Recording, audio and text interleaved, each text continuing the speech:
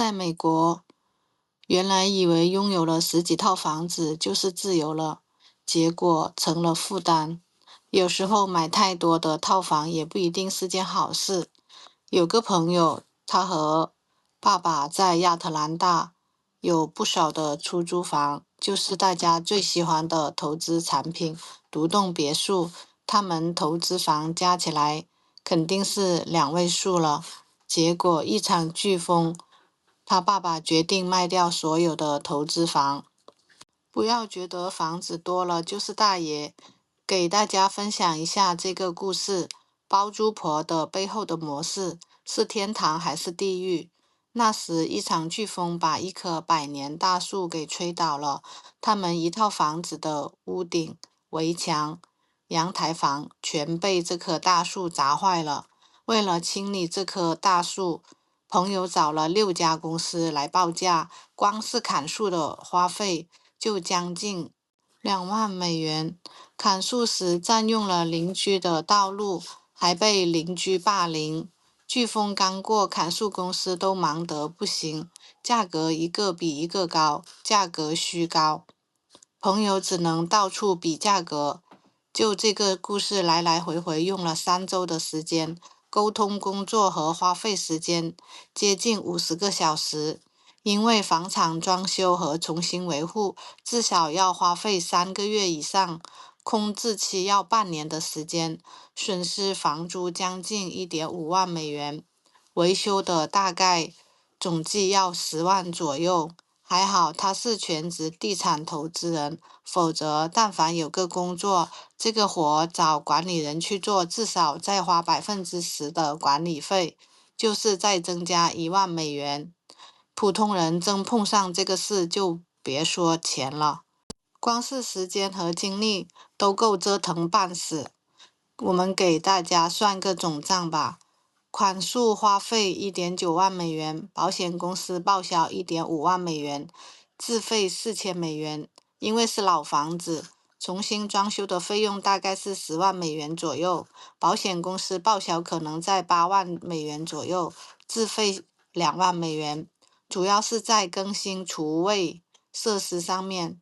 租赁的空置期6个月，保险公司可以报销，但是要提供很多的证据，比如要提供历史房租的纳税证明等等。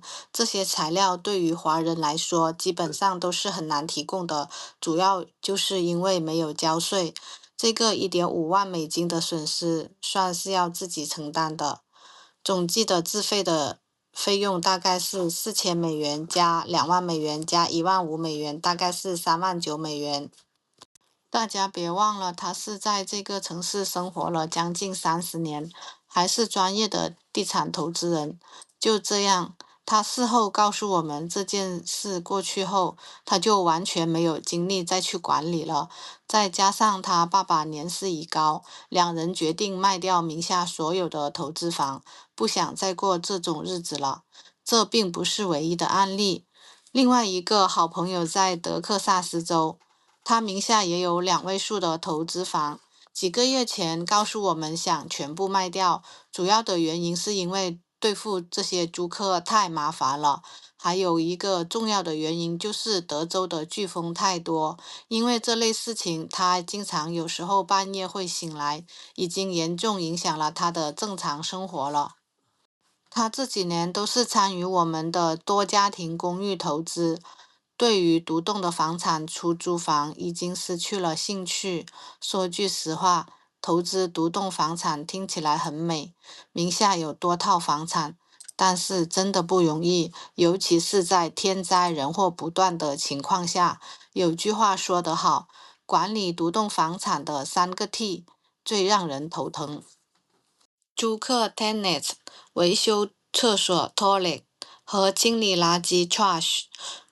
如果现在正在或者考虑投资独栋房产，优点就是进入的门槛低，大家都熟悉的产品，自己控制房产，产权在自己的手里。缺点就是对付租客太麻烦了，万一遇到了不交房租的钉子户，有些州驱赶也是大问题。即使是好的租客，也要得好好的伺候。还有一个重大的问题就是管理。美国的自然灾害太频繁了，就比如上面提到朋友的故事，一个飓风就损失数万美金的费用，还要操心好几个月，这真不是一般人能接受的。投资房产本质上就有两种：自己主导管理和波动投资。不参与管理，只做一个 LP，从一开始就要定出自己的方向，要么做全职的管理人，要么做全职的投资人。曾经拥有多处房产是成功与财富的象征，是无数人梦寐以求的目标。然而，如今越来越多的房产持有者却陷入了困境。他们虽然坐拥财富数字，口袋里的现金却日益紧张。在当下复杂的楼市环境中，多房产中产们正面临着前所未有的挑战。房产围城以外，他们该何去何从？在过去，坐拥多处房产是令人羡慕的，它代表着成功，是家庭财富的有力象征。可是如今，情况却发生了巨大的变化。面对房产带来的困境，多房产持有者们开始各寻出路，有的选择割肉套现，但是解决了现金流紧张的问题，让生活压力得到了缓解。这种割肉套现的方式虽然痛苦，但是对于一些急需资金的持有者来说，是一种无奈但有效的选择。还有的持有者转向其他投资渠道，信托、基金、保险等金融产品开始进入他们的视野。居民投资的意愿中，股票、基金、保险等占比上升，房地产投资意愿降至历史低点。这表明多房产持有者们开始意识到了，不能把所有的鸡蛋放在一个篮子里。他们希望通过多元化的投资来分散风险，获取更稳定的收益。转向其他投资渠道也存在有一定的风险。他们需要重新学习和了解这些金融产品的特点和规则，以做出正确的投资决策。越来越多的房产持有者开始重新审视负债这个概念。在经济不确定性增加的背景下，他们意识到了低负债比多资产更能带来安全感。很多人在过去盲目追求多套房产，背负了高额的债务，而现在面临着现金流紧张和房产贬值的风险。他们开始反思自己的投资策略，认识到适度的负债才是合理的。低负债可以降低财务风险，让他们面对经济波动时更加从容。例如，当遇到失业或收入减少的情况时，低负债的持有者不会因为高额的月供而陷入财务的困境。一位财富管理指出，财富的真谛不是你有多少资产，而是这些资产能为你创造多少可持续的自由现金流。很多中产被困在房产的围城里，正是因为忽略了这一点，他们只看到了房产的资产价值，却没有考虑到房产带来的现金流的问题。在当今的经济环境下，健康的现金流比房产数量更加重要。拥有健康的现金流可以保证他们的日常生活不受到影响，也可以让他们有更多的资金用于其他投资或应变突发的情况。所以，重新审视负债，追求适度的杠杆，是多房产持有者们需要做出的改变。在当今这个充满不确定性的时代，真正的富裕不再是房产证上的面积数字，而是健康的现金流、适度的杠杆和多元化的资产配置。房产围城内外，有人想进去，有人想出来，但无论选择哪条路，都需要认清一个事实：房子的本质是居住，投资只是其附属属性。这个属性被过度的放大，风险也随之而来。过去很多人盲目囤房，认为只要拥有更多的房产就能致富，但是现在房地产的黄金时代已经过去了，这种思维定局需要改变。真正的财富应该是能够带来稳定收益和保证生活质量的资产组合。对于那些人在围城中挣扎的多房产中产而言，是继续持有等待不确定的春天，还是果断的转型寻找新的方向？这道选择题没有标准的答案，但是可以肯定的是，房地产的黄金时代已经过去了，盲目囤房就能致富的思维定局是时候改变了。他们需要根据自己的实际情况，综合考虑现金流、负债水平和市场的趋势等因素，做出适合自己的决策。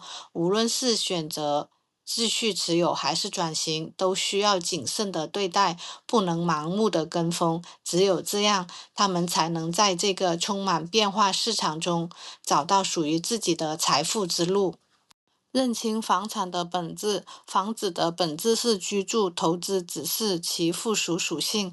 在这个属性被过度放大，风险也随之而来。在房地产的黄金时代，很多人看到了房产投资带来的巨大收益，于是纷纷加入囤房的行列。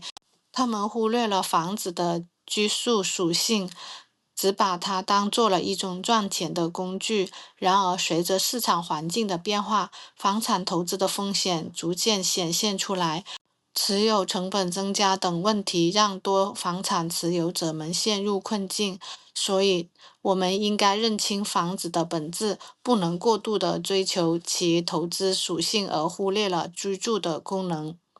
人们终于明白，比冰冷钢筋水泥更重要的是那些无法用金钱衡量的，并且能提供持续幸福感的价值。家人的健康、孩子的快乐、自己轻松。房产从信仰之巅跌落，让人们得以将精力重新分配给这些真正能提升幸福感、边际效用的领域。这种不谈房产的集体回避，并非是彻底的躺平或者是放弃，而是一种更清醒、更积极的生存策略。它意味着放弃对房产致富的幻想，主动切割无效的社交和不切实际的期望，将资源投向自己能掌握的领域，知识、技能、副业和家庭生活质量。这种价值的转移是财富从资本积累向人力资本的生活质量积累的深刻转向。我们只有认清房产的本质，才能避免陷入不必要的风险，实现财富的稳定增长。和我们一起洞察美国房地产，带你了解更多美国房产投资故事。如果大家喜欢我的视频，欢迎订阅。